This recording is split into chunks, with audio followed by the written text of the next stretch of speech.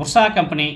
ఈ ఉర్సా కంపెనీకి సంబంధించి గత 50 రోజుల నుంచి ఏ విధంగా రాష్ట్ర దేశవ్యాప్తంగా ఒక సంచలనం సృష్టించడం మనం చూసాం.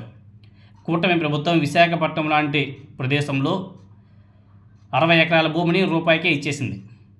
రూపాయికి ఇడ్లీ అయినా సరే వస్తుందో రాదో తెలియదు, కానీ విశాఖపట్నం లాంటి ప్లేస్లో 60 ఎకరాల భూమి ఇచ్చేశారు ఈ కూటమి ప్రభుత్వం ఊరు పేరు లేని ఉర్సా కంపెనీకి. అది ఏ విధంగా రాష్ట్ర వ్యాప్తంగా దేశవ్యాప్తంగా సంచలనంగా మారిందో కూడా మనం చూసాం. ఇప్పుడు దాని మీద నారా లోకేష్ గారు ట్వీట్ చేశాడు. ఇప్పుడు 50 రోజుల తర్వాత ట్వీట్ చేశాడు. ఏమని? జగన్మోహన్ రెడ్డి గారికి ఓపెన్ ఛాలెంజ్. మీరు చేసిన ఆరోపణలు నిరూపిస్తే నా మంత్రి పదవికి రాజీనామా చేస్తాను. మీరు చేసిన ఆరోపణలు తప్పని తెలిస్తే రాష్ట్ర యువతకు క్షమాపణ చెప్పండి.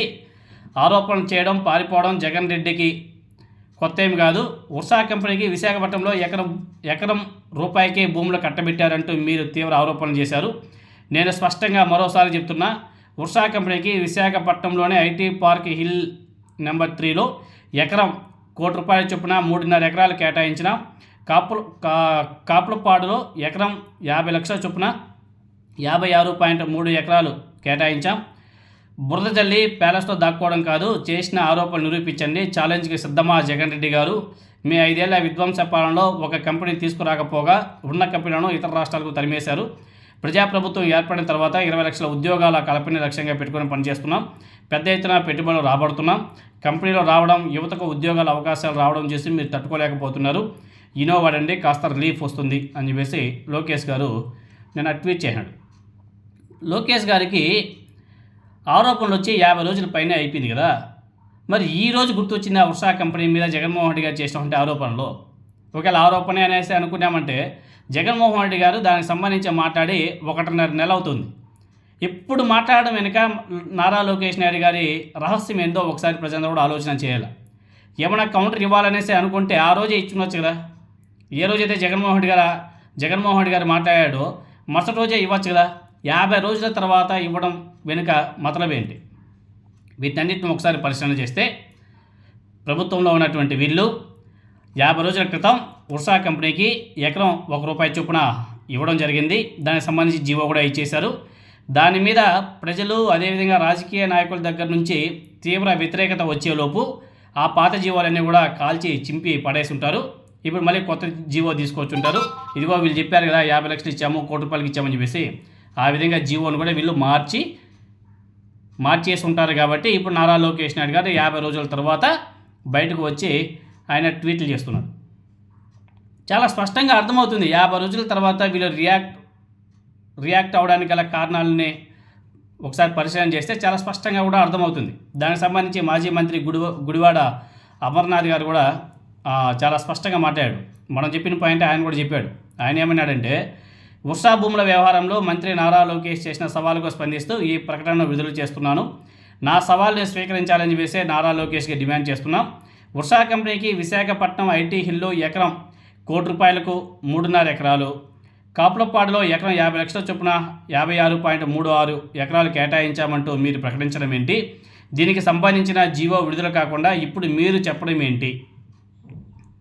దానికి సంబంధించి జీవోలు రిలీజ్ చేయాలి, కానీ ఇలా వర్బల్గా చెప్పడం ఏంటి నారా లోకేష్ గారు?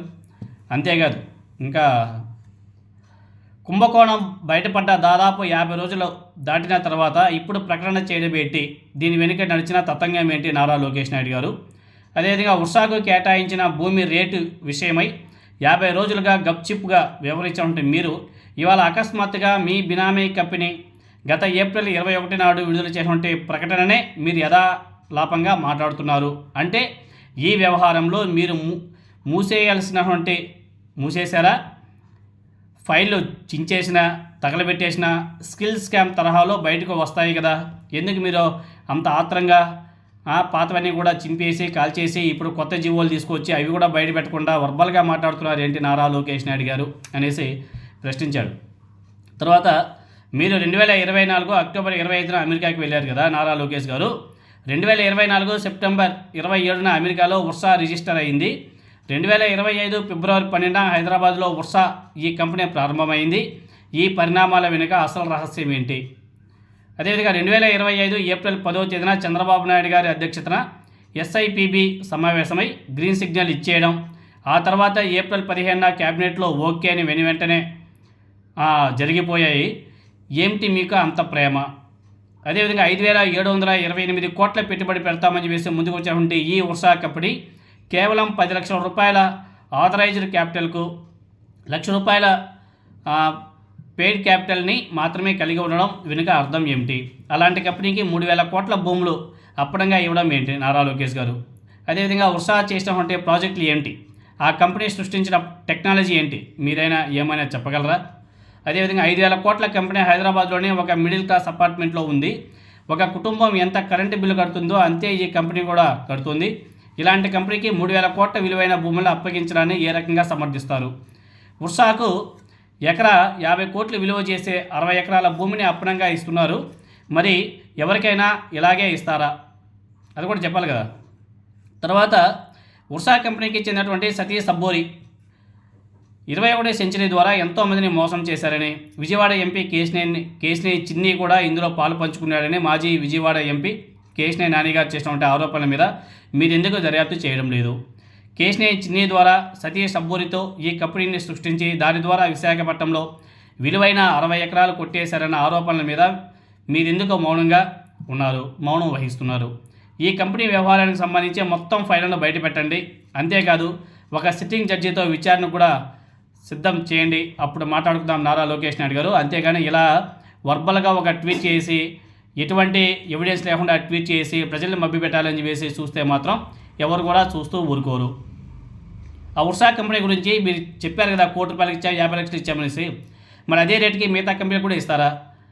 ఈ ఉర్సా కంపెనీ ఏదైతే ఉందో ఆ కంపెనీ వివరాలు ఎందుకు మీరు బయట పెట్టలేకపోతున్నారు? 50 రోజుల తర్వాత మీరు స్పందించడం వెనుక మతలబ్ ఏంటి? వీటికన్నిటి కూడా సమాధానం చెప్పాలా లోకేష్ గారు? పాత ఫైల్ అన్నీ కూడా తగలబెట్టేశారా? మీరు క్యాబినెట్లో ఏవైతే ఆమోద ముద్ర వేశారో వాటిని కూడా తగలబెట్టేశారా? మరి కొత్తగా ఏమైనా తీసుకొచ్చారా? కొత్తగా తీసుకొచ్చుంటే ప్రజల ముందు పెట్టండి ఆ జీవోలన్నీ కూడా. ఇదిగో మేము ఇంతకు ఇచ్చామని చేస్తే ప్రజల ముందు పెట్టండి. వర్బల్గా ఒక ట్వీట్ చేశారు. దాంట్లో మీ ట్వీట్లో అయినా సరే ఎక్కడైనా సరే ఎవిడెన్స్ ఏమైనా అప్లోడ్ చేశారంటే లేవు. ఆ ఎవిడెన్స్ కూడా దాన్ని కూడా షేర్ చేస్తే చాలా బాగుండేది. ఏదో టైపింగ్ చేసేసి వదిలేస్తే ప్రజలు ఎలా నమ్ముతారు? మీ ప్రభుత్వంలో ఉంటే మంత్రిగా ఉన్నప్పుడు ఎవిడెన్స్తో సహా అప్లోడ్ చేసి ఎవిడెన్స్తో సహా షేర్ చేస్తే ప్రజలకు కూడా క్లారిటీ ఉంటుంది. లేదు మేము ఎవరికి టైప్ చేసి వదిలేస్తామో, మా సోషల్ మీడియా ఉంది, మా ఇల్లో మీడియా ఉంది, గట్టిగా పైకి లేపుతుంది అనుకుంటే మీ కర్మ ఇంకా.